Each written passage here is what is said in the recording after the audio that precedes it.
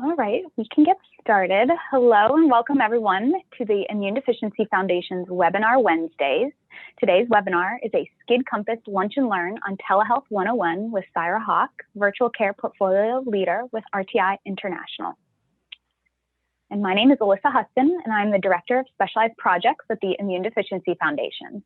And on behalf of all of us at IDF, I'd like to thank you for joining us this afternoon for this Lunch and Learn. We are excited to host this webinar for our IDF community. IDF is dedicated to fostering a community empowered by education. We want you to remember that IDF is committed to our community, serving you as a trusted resource through the use of technology and innovation. We are here to give you the tools and information to become empowered and offer you our compassion, understanding, support, and emphasize that you are not alone on your journey. Today's Lunch and Learn is part of IDF's regular series of bite-sized programming that will provide diagnosis-specific information and support to our community, wherever they may be. A brief disclaimer, please remember that the information presented during this forum is not intended to be a substitute for medical advice, diagnosis, or treatment. We are here today as a trusted source and friend to provide you with information. Always seek the advice of your physician or other qualified health provider with questions concerning a medical condition. Never disregard professional medical advice or delay seeking it based on information presented during an educational forum or event. Many of you tuning in today are doing so because you are an individual, parent, caregiver, or friend to someone with severe combined immunodeficiency or SCID. SCID Compass, an educational program of the Immune Deficiency Foundation, is designed to guide parents of infants diagnosed with SCID, people living with SCID, and the medical community through the journey of learning about this rare, life-threatening medical disorder and to find support to navigate the health challenges along the way. SCID Compass is supported by a grant through the Health Resources and Services Administration, or HRSA, which is an agency of the U.S. Department of Health and Human Services. SCID Compass was developed through a partnership between the Immune Deficiency Foundation, RTI International, and the Association of Public Health Laboratories, with support from Expecting Health and SCID Angels for Life Foundation. To learn more about SCID and SCID Compass, please explore our website at scidcompass.org. It is also available in Spanish by clicking on the Espanol button in the upper navigation. I would now like to welcome Syra Hawk, Virtual Care Portfolio Leader and Director of Data Interoperability and Clinical Informatics at RTI International. Welcome, Syra. Thank you so much, and thank you all for having me and for coming today. It's really nice to see so many of you with an interest in telehealth. All right, so I'm going to provide just a little bit of a telehealth landscape. I know a lot of people have learned about telehealth really by happenstance during the pandemic or at another time. So first, I'll just provide a little overview of what telehealth is and talk about some changes pre and post-pandemic, really. Go through a few uses of telehealth, maybe some you might not have thought of, and then talk a little bit about the future. And then after that, we should have some time for questions. So what is telehealth? You know, people use all kinds of different names for it. You might hear it called telemedicine, digital care, virtual care, remote patient monitoring. Those are all terms that people use. And really, they're all pretty similar and mean telehealth. So I think that's overall what it is. Regardless of what the term is, it refers to using technology for interactive diagnosis, treatment, support, and/or care management. So really, it's interactive electronic information sharing. And the reason I say interactive and electronic is because it could be all different ways. It could be on a Zoom like this, or a phone, or a whole host of other things. But the key is that there's some back and forth there. There are a couple of different types of telehealth, and these are some of the 4 categories that people will commonly discuss. And I wanted to go through them all so that you're aware of what some of the uses are. So the first is live video, and live video is what most people think of when they think of telehealth. So that's real-time video and audio together, kind of like what we're doing right now. Well, if I could see you all, but the point is that it's real-time and there's an audio and a visual component. Now the next is store and forward, and that is not real time. And the title, it kind of is like what it says. one gathers information and kind of stores it and then forwards it on to another provider for review. And particularly for people with rare diseases such as SCID, that can be really important for things like electronic consults, where one is really gathering all these records or maybe gathering images and test results and sending them to someone else who's located in a different place for review. The third is remote patient monitoring. And again, it's a title that kind of is what it says. It's monitoring a patient remotely. And oftentimes that involves use of a device that's either attached to or implanted in the patient. So if you think about someone with diabetes, they might have a continuous glucose monitor. Someone with heart disease might have some sort of implantable cardiac device. And so really there's something that's getting information from a patient and sharing it remotely. And that way the provider can monitor it from their office. And that reduces the amounts of time that people need to come in and also makes it so that you can make adjustments more real time. And then the last one is mobile health or mHealth. And that's another kind of umbrella term that refers to things that are more patient facing. So you could think of apps, maybe smartphone apps that you have, or a texting intervention, things like that, that really are where patients and caregivers can share information. Now I wanted to talk a little bit about some uses of telehealth because it's a little broader than people often think. One is that it can expand access to specialists in areas of need. And when we say areas of need, that can mean geographic area, so perhaps in a rural area or underserved. Also, it could mean an area like providing care in another language or culturally competent care. Also, telehealth can be used for providers to consult with each other, particularly for folks with a rare disease such as SCID. One provider might never have had a SCID baby, or maybe they had one in residency or something like that. And so it's really important to have opportunities for providers to learn from each other and kind of keep abreast of what the latest and greatest treatments are. The third is managing chronic conditions. And so chronic conditions can mean a whole host of things, but really it involves, anyone who has had someone complex, such as a SCID baby, knows that there are a number of different providers involved. The importance of engaging caregivers and also in engaging people who interface with providers, such as social work or other types of care coordination activities. The fourth is integrating patient-generated information into the record. And so that might be things like respiratory rates or things that maybe a patient or caregiver is collecting at home, and then incorporating those into the record. And then finally, engaging patients and caregivers. It's the last, but it's not the least. It could have really been the first. All of them are equally important, but really providing a way so that patients and caregivers can feel part of the process and also make sure that they're heard. So now that I've gone through a little bit of what telehealth is and some definitions, I wanted to talk a little bit about the landscape of telehealth before the pandemic and how things are looking now, just to give you all a sense. So before the pandemic, there were some specialists that were the most likely to use telehealth and some that were the least. So the ones that were the most likely to use telehealth for patients were radiologists, psychiatrists, and cardiologists. And so that's not terribly surprising given the specialties at play, but I thought it was interesting to see that. Now, the ones that were the least likely to use telehealth to interact with patients were allergists and immunologists, which is of interest to this group, GI, and OBGYN. Now, in terms of provider to provider interaction, those that were the most likely to use telehealth to contact other providers included emergency department physicians, pathologists, and radiologists. And that's not terribly surprising given the nature of the specialties, since most of their interactions tend to be with other providers, but it is something to note. However, regardless of the specialty, telehealth was not that widespread before the pandemic, and there's a couple of reasons why that I'll go through. Some have to do with the institution or the provider, and some have to do with the patient and caregiver. So things that might influence telehealth uptake from the institutional level include finances. So the reimbursement for telehealth really varied across the board. And if organizations had to buy extra equipment, it wasn't really clear what the return would be. There are also some regulatory items, and particularly with rare disease, you might have people crossing state lines to receive care. And with telehealth, that presents a problem because the providers need to be licensed in the state in which the patient is located. Well, if the patient is going to visit the provider, then that's fine. But if the patient is, say, in Oregon visiting a provider in California, then that presents a little bit of a pickle.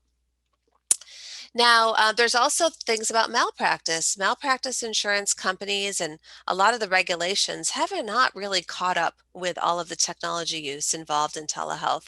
So some of that landscape is uncharted. So people might be hesitant to provide or really kind of expand telehealth.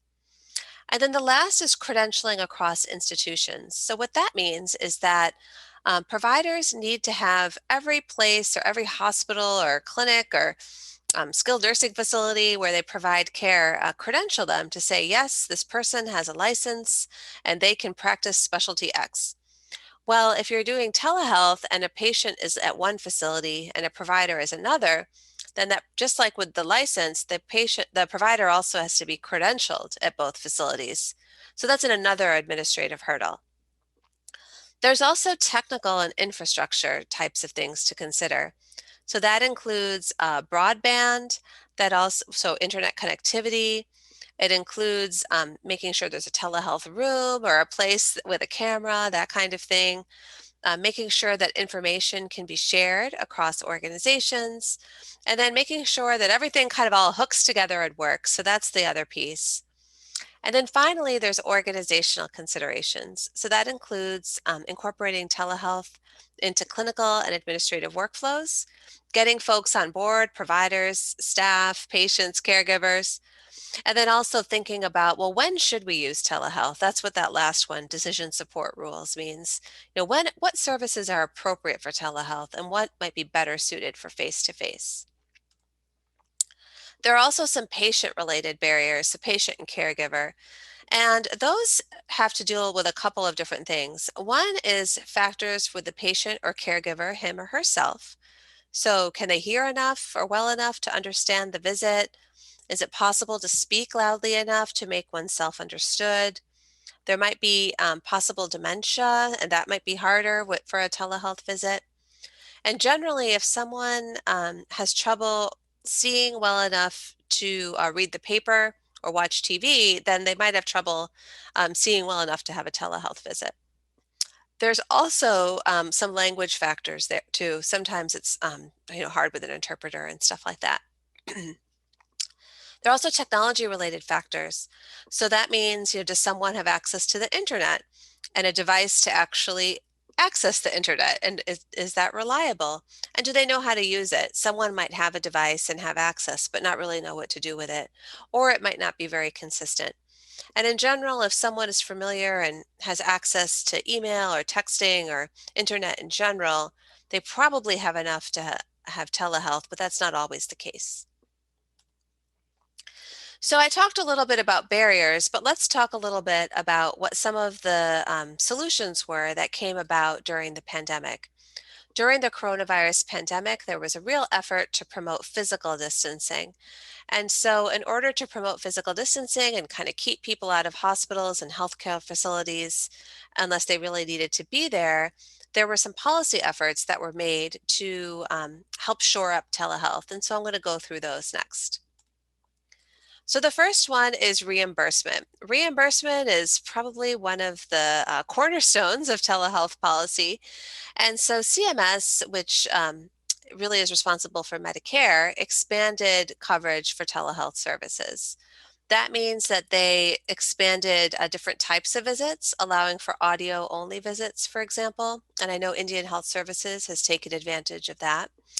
And they've also have changes including payment parity, so people getting paid the same amount for telehealth versus face-to-face, making it so that the patient can be located at home, removing geographic restrictions such as rural, and also where the patient could be located and where the provider could be to get reimbursed, types of providers that could deliver services via telehealth. And so there's really been a number of different types of changes. Now, private payers, Medicaid, and states all vary, but a lot of them followed suit and had similar changes. So that was one. The second category is licensing. As I mentioned earlier, providers traditionally need a license where the patient is located. And so if a provider is an expert on SCID and sees patients from all 50 states, in order to get reimbursed across all 50 states, they would actually, in order to really provide care legally, they need to have a license in all of those states. And that could be really complicated. There has been more participation in interstate compacts where states agree to accept each other's licenses. And we've seen more participation in that during the pandemic. The next is prescribing. Now, these slides really relate to medication-assisted treatment for opioid use disorder because those were the big changes. However, I did want to point out for this audience that overall, some of the restrictions around prescribing controlled substances, and this is particularly of importance for pain relief, have been relaxed and more telehealth use has been permitted. So that means that previously where one might have to go and get a paper prescription or go in person, that doesn't have to happen as much now due to the pandemic. The next is technology. So the Office of Civil Rights is who is responsible for enforcing HIPAA, which I think most people have heard of for privacy and security. Now, security is one big part of HIPAA, and that involves making sure that technologies used for telehealth are secure so that nobody can just kind of come in there and look and see what's happening with a visit. Now, many consumer-facing or patient-facing technologies that people use at home, like FaceTime with their family or Skype, a lot of those don't have the security provisions that are needed. So during the pandemic, in an effort to get people up and running in telehealth, the Office of Civil Rights allowed for these patient-facing technologies. And so that's one way in which they hoped to promote an increase in use. In addition, many areas do not have broadband in the United States. This is particularly true for rural areas, frontier areas, and many of the Indian reservations in the US. So all of those areas suffer from broadband deserts. And so the FCC has expanded efforts to promote broadband and connectivity. Because if you don't have broadband, then you don't really have telehealth, and then if someone is driving somewhere anyway, then that kind of defeats the purpose of physical distancing. So what happened as a result of all of these changes? Well, I'm going to show you a few slides from different sources, but regardless of the source, you'll see that there's an increase and then it kind of leveled off. And so this is from the EPIC for Research Group, and EPIC is one of the biggest EHR vendors, electronic health record vendors in the United States. And so you can see, regardless of the area of the country, before the pandemic, telehealth was really low. It wasn't exactly zero, but for the purposes of these graphs, it was so low that it rounded to zero. So that kind of gives a sense of what the landscape looked like before. Then there was a sharp increase right around March when everything sort of locked down. And then slowly kind of went into a new normal where the telehealth visits are not quite as low as they were before, where it rounded to zero, but it did level off and there were more face-to-face visits. And that's true regardless of the region. And the reason that some of those area graphs on the bottom intersect less or more has to do with the degree of lockdown in those states. And so now I wanted to just show you a little bit about what some of the services were. I thought that was interesting to see. You can kind of ignore the orange part. That's modeling from 2019. But what is more interesting to see is the types of care. So the diagnoses on the left in the blue. And so a lot of the highest ones really had to do with chronic disease. So hypertension, high cholesterol. There is pretty high anxiety, and it's hard to know if that's due to the pandemic or because that's something that could be well managed through telehealth. And then you can see, depression is up there too. There's quite a few diagnoses that are up there in the top. The next slide here, and again, you can kind of ignore that modeling stuff, but really on the left, it's showing the specialties that used telehealth the most. So really family practice, internal medicine, and then rheumatology is there, psychiatry. Now, it looks like psychiatry is the lowest, but that's also because the volumes are low. If you look at the percentage, the percent is actually pretty high. So many of these types of visits move to telehealth. But regardless of the type of diagnosis and specialty, you could see from the graphs that it really didn't persist as high as what we saw in March and April. And there's a couple of reasons why. One is that all those changes I described, all those policy changes, were really for the duration of the pandemic. And in all of the language, it says for the duration of the public health emergency. So nobody really knows what exactly will be maintained. There are some that were, some that maybe some states are thinking about it. There's some potential rules that are being changed, but all in all, there's a little bit of uncertainty there. The next couple are about provider and patient acceptance. So when you think about it, the world changed almost overnight in March and April for many people. And that's also true for people who provided telehealth and for patients who received it. Normally, when there's a change, organizations, spend time with training, with looking through workflows, trying to really make an effort to get people on board with the change and then get some training and testing and things going. And that didn't really happen with telehealth because of the pandemic. Really, people moved and got up and running almost overnight. Folks weren't really well trained, both providers and patients. And so maybe for some, the experience wasn't as nice as perhaps it could have been. And so that might influence their feelings about telehealth.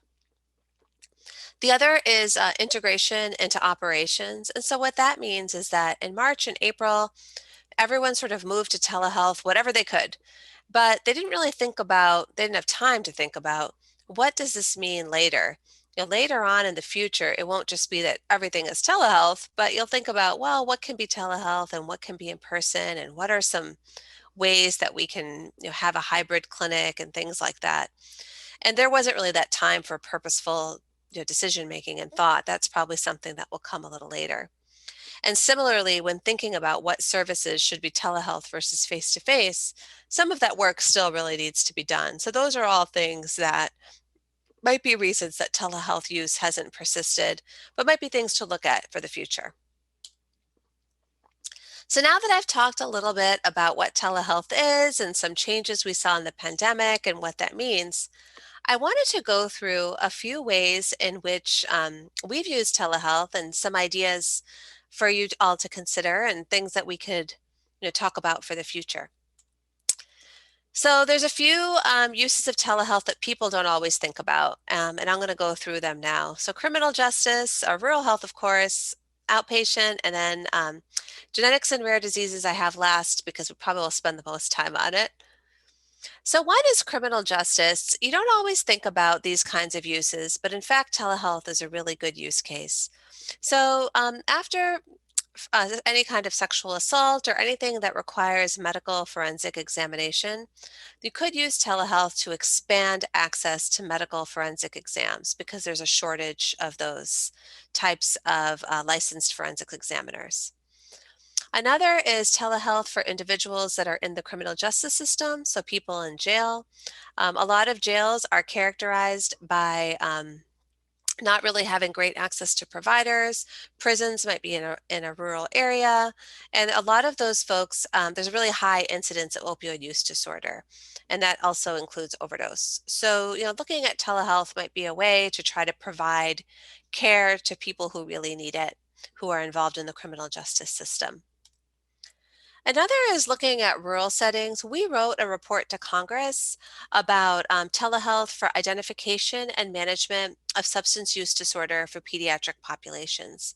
And we also looked at looking at telehealth for identification and management of behavioral health conditions. And so, particularly for caregivers, and for families who are affected by someone with a rare disease, those are just some things to think about, and that oftentimes it's difficult to offer face-to-face care for some of these conditions when you have a lot else going on. But telehealth is an important thing to consider for some of these types of conditions. Also looking at telehealth in critical access hospitals in frontier or super rural areas. So frontier critical access hospitals are located in places with fewer than 11 people per square mile. So as you can imagine, in those places, they're not really going to have access to all the specialists. In fact, they may or may not even have more than one primary care provider. And so telehealth can be used to provide access so people don't have to travel, 500 miles. And the things that were used the most that we saw were behavioral health, emergency rooms, so that way they don't necessarily have to be transferred, telestroke, and home health services. And we also wrote a report to Congress about this, about our findings so that they could see what we found and really the impact. I mean, we talked to people who were so pleased not to have to go 500-600 miles for a visit, and then sometimes it's hard to coordinate all the visits, as you all know. Another use that we have been looking at is telehealth in school-based health clinics. So, students tend to, well, not right now during a pandemic, but in normal times, many students ages K through 12 are in school. And if they have doctor's appointments that perhaps don't require a face-to-face visit, or maybe their parents can't get off work, or for a whole host of reasons, sometimes offering care at school through telehealth can be a nice avenue to consider. And as SCID babies grow up to be SCID kids and adults, that's something to think about is, what kinds of visits can happen and maintain continuity of care, but without requiring so much disruption to educational life. In these particular clinics that we looked at, the services that were used the most were dermatology, behavioral health, nutritional counseling, and dentistry. So those are the ones that were used the most, but not exhaustive. So that's just another thing to consider for telehealth use in general. We also looked at providing support for telehealth in provider practices that are not necessarily associated with a hospital. Many pediatric offices are independent practices. And so when you think about places that are independent physician practices, they don't necessarily have an IT department or access to technology support in the way that maybe a big hospital does. And so we looked at the evidence and developed a tool to help all those kinds of providers with their telehealth implementations. And then finally, I know you've been probably waiting for this a little bit. As you all are likely aware, there is a shortage of genetics counselors and other types of geneticists and other types of providers in this area in the United States generally. And so what that means is that after a positive screening, it might not be possible to have quick and easy and local access to genetic counselor. So telehealth can be used to help expand that, and you could have virtual access to a counselor. And then, depending on what happens after the screening and further testing, if someone does have a rare disease, SCID or any other, then telehealth can be used to facilitate care. And so that includes between providers, um, f- provider and patient visits, and then also things like care team meetings or support groups. And support groups can be of particular importance for rare diseases because there might not be anyone locally that a parent can go and get coffee with, or perhaps if someone is in the hospital with their child who's had a bone marrow transplant and they can't leave, then telehealth can really help with some of that support. So, and then kind of information sharing. So those are some things that are of use. So overall, there are a few factors that promote telehealth adoption and use just in general. One is capitated funding arrangements. So that means that the funding is for a patient is based on maybe an overall diagnosis or period of time. So the individual interactions aren't as important to be billed. The second is having clinical and administrative champions at the site. So what that means is having a clinical person who kind of sounds the alarm and says, yes, this is really important. And then also having like a manager or someone like that, because it's really hard to make change in any organization without someone who's really dedicated and devoted to it. The third is patient or caregiver need or demand. If there are patients and caregivers who really are asking for the service and it really can help with their care, making sure they show up to follow up, things like that, that can really be a strong reason to have telehealth and to promote it.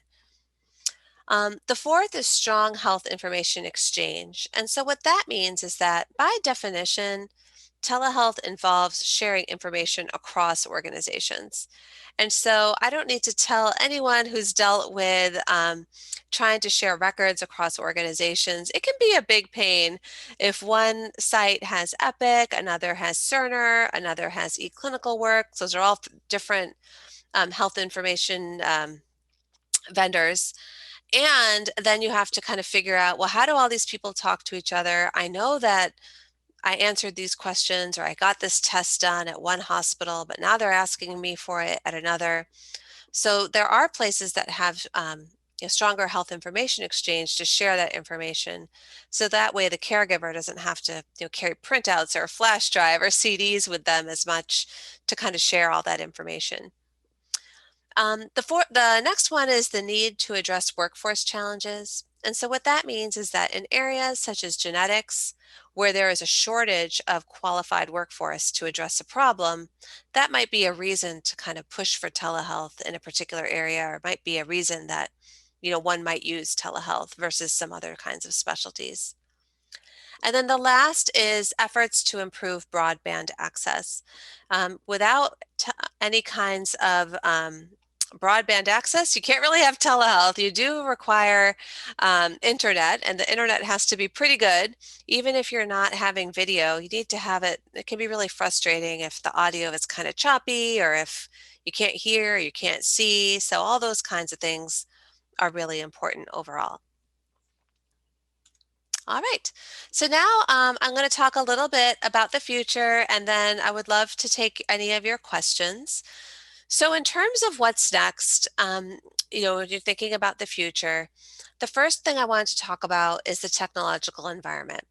The technological environment is improving day by day. If you think about your own smartphone or your own personal computer or iPad or whatever you have technologically, and think about what you had even 4 years ago, what you have now is, even if you have kind of the most basic one, is better than the best one that was available 4 years ago.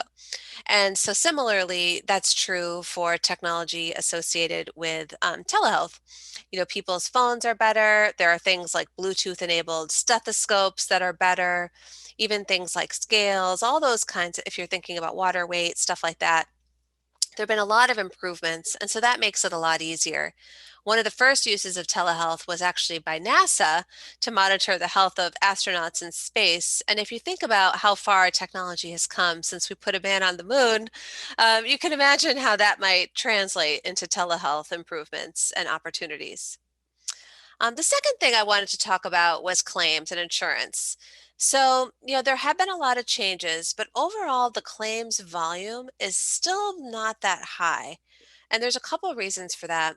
One is that, folks aren't really sure what insurance companies are going to do. I'm not sure if the insurance companies have fully developed their plans because the landscape is really ever changing. Also, sometimes the instructions are confusing. They might have to do a claim code plus a modifier. Sometimes there's a different code. There's all these different kinds of nuances that can be confusing for people to deal with. And then also, when thinking about what will insurance companies continue to fund, it's hard to know what that will be. And then also, really, patients, providers, caregivers all have a voice. So it will be interesting to see, what happens as that voice is used, and what are the implications for reimbursement. In terms of how to expand uptake, there's a couple of ways. Certainly, there's some policy changes that might need to be made to make some of these things permanent. Also a needs assessment, during the pandemic, the needs assessment was basically, what can we move? And then, now I don't know that we want to make what can we move the reason for the future. So it really needs to be a little bit more purposeful. Also thinking about education and outreach, and kind of like how I described, where everyone kind of did what they could really quickly, but didn't necessarily have time to do a nice training program and share with patients and providers and get people on board. That might be something to do a little bit kind of after the fact now. And then implementation support, just to kind of get people, they might have put something in place and it was meant to be temporary, but now what do you do for the permanent solution? Things like that.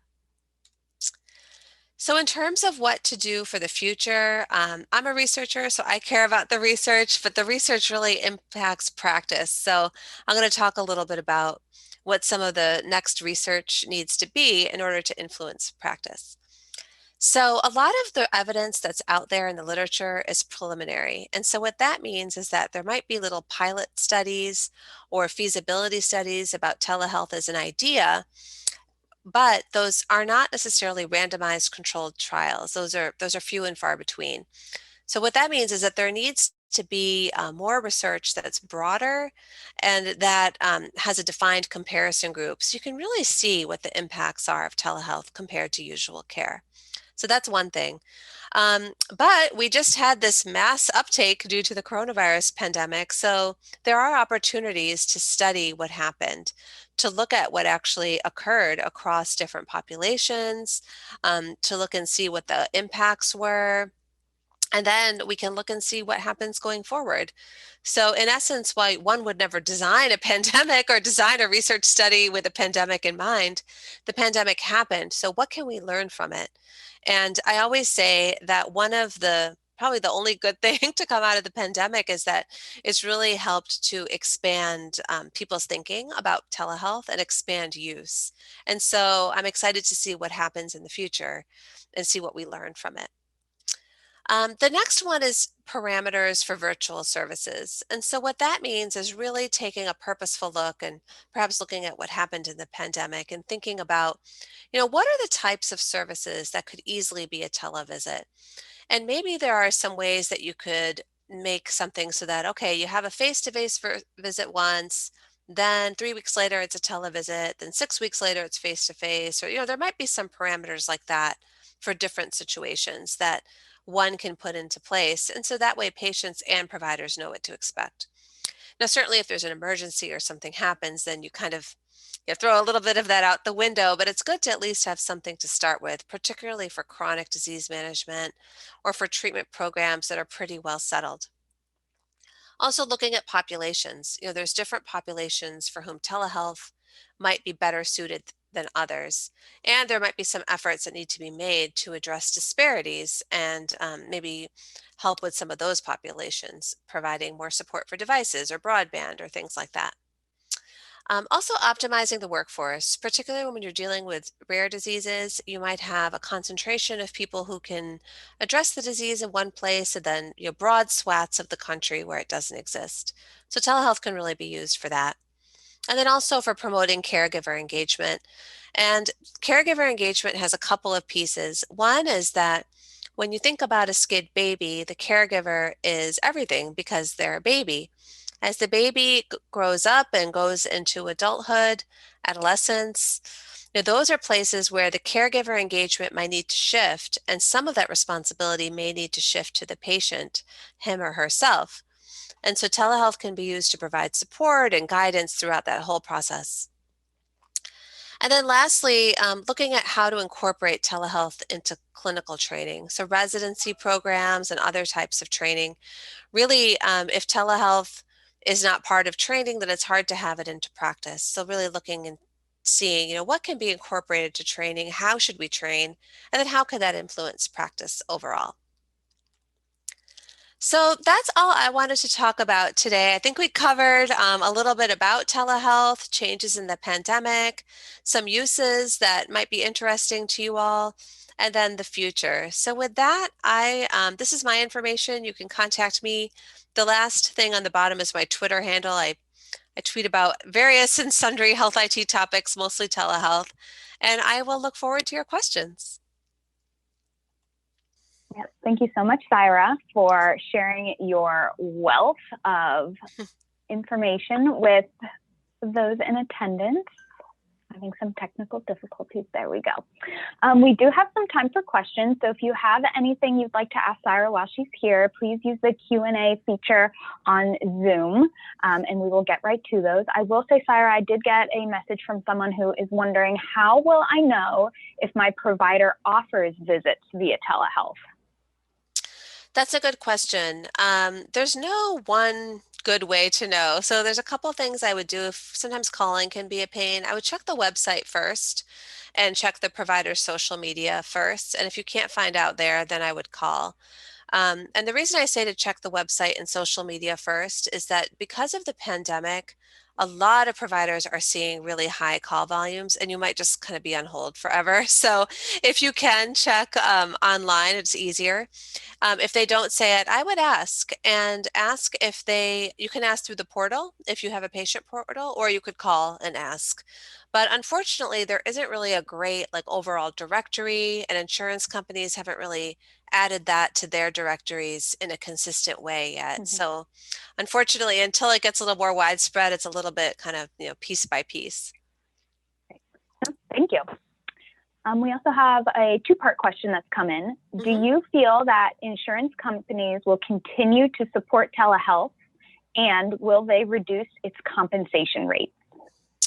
Yeah, those are really good questions, which are kind of when I was showing why uptake hasn't really increased as much as one might think. So there has been a lot of discussion around this. There are some states that have parity laws. And so what that means is that insurance companies must offer payment parity. So they must pay for visits at the same rate. Not every state has that though. So if a state does not have parity laws, there has been some talk across insurance companies about reimbursing televisits at a reduced rate. Not surprisingly, there are groups that are adamantly against that, arguing that it's the same amount of time and resources. And so I think that remains to be seen. That's an open question. And same with the services that have been reimbursed. We have seen some proposed rules by CMS that seem to suggest that there will be some expansion of services that are reimbursable, but not all. And the reason I bring up CMS, even though SCID babies typically aren't on Medicare, is because usually the way that CMS goes is kind of a marker for how private and Medicaid programs will go. So that is something that we'll have to kind of keep an eye on. And I did want to point out the Center for Connected Health actually monitors state by state what Medicaid programs are doing and kind of keeps an eye on it. So that's a good place to kind of check out your own state, and you can see what the rules are there. And it's free and open to everyone. Thank you. Mm-hmm. One other question. Are there time limits with telehealth appointments? What I like about my in-person visits is the amount of time I can spend in a room with my physician. Is that lost with telehealth? That is a good question. And the answer is that it depends. So, just like in a face-to-face visit, sometimes you have an initial visit or a problem-seeking visit where the provider is really going to spend a lot of time with you, kind of get to the bottom of things. And then sometimes you have a follow-up visit that might be 15 minutes. And the follow-up visit might be maybe after a procedure where they're checking your dressing or something like that, and it's designed to be shorter. And so similarly with telehealth, I think it'll depend on the type of visit and what you're scheduled for. So if it's more of like a fact-finding or diagnostic visit versus if maybe it's a follow-up on an existing problem. And so I think that's actually an important point though, is because some televisits are reimbursed based on time.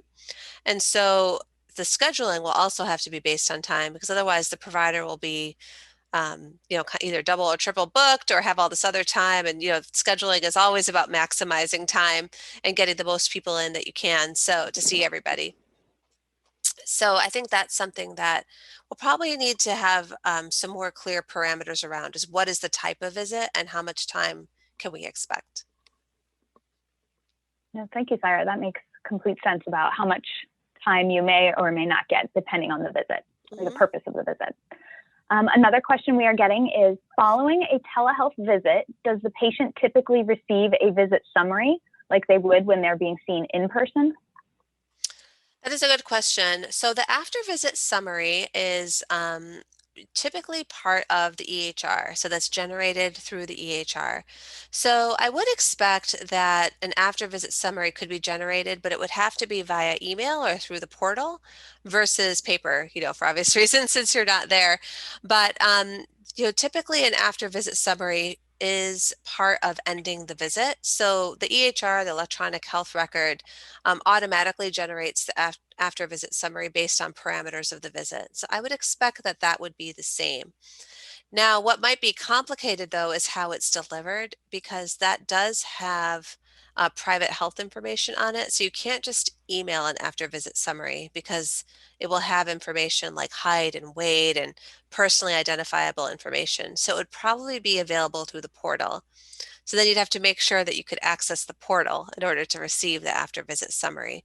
So there might be just like a couple more steps compared to what happens in person where you go to the desk and they give it to you and then you take it home. Thank you. That is all the questions I see right now. I will welcome anyone who has any questions for Syra and her wealth of knowledge to please use the Q&A function. And Syra, when you talk about electric health portals, is that something that's similar to Epic and their MyChart, just a way that individuals can access all of their care? Yeah, so most electronic health records have a portal. Epic calls it MyChart, Cerner has one. All the EHRs have their own, and they all call them something a little bit different. But the overall purpose of the portal is so that a patient can log in, they can look at their lab results, they can see what happened at their visit, see what's coming up. And for parents, then they can actually see it for themselves and also their kids. And I did want to mention the parent and caregiver for themselves because it also has reminders in there. And sometimes when you're a caregiver, you're so focused on the care for the caregiver that perhaps your own care might be neglected. So I know for myself, I look in there and I check my kids and I'm like, oh, I should probably, my visit is overdue, or I need to get my flu shot, or whatever the case might be. So that's just something I wanted to point out with the portal is that if you're a caregiver of minor children, theirs and yours will be there. Great. Well, thank you. I do not see any other questions coming in, so we can move on to wrapping up with our webinar for today. So thank you again, Syra, for sharing your wealth of knowledge about telehealth and accessing telehealth and utilizing telehealth for yourself and your child with rare diseases. We are so thankful for the time you were able to provide with us today. To all of our participants, if you have any additional questions about telehealth or about SCID or PI in general, you can always ask IDF by going to primaryimmune.org/ask-IDF. And those of us who are working on this side will be able to help you and direct your question to the correct individual. Yeah, thank you for having me. It was my pleasure. No, thank you. Just before we sign off, please remember to take advantage of all the amazing resources that IDF has to offer. This includes our newly updated IDF Patient and Family Handbook for Primary Immunodeficiency Diseases, 6th edition. It includes an updated chapter on SCID, as well as newborn screening. The handbook is easy to access and available online for download at the link below. There are also a number of other publications, online resources, and many of which were discussed today, ready to be easily downloaded at SCIDcompass.org. And our next SCID Compass Lunch and Learn will be Wednesday, March 10th at, I have to double check the time. I'm still confirming with our physician. So registration will be open sometime next week, but it will be with Dr. Donald Cohn at UCLA. He will be providing an update on gene therapy for SCID. So look for more information on that starting next week. So thank you all again for joining us. And we look forward to seeing you at another IDF event or another SCID Compass event, but you can always find us online at SCIDcompass.org. And have a great rest of your day and your week. Take care.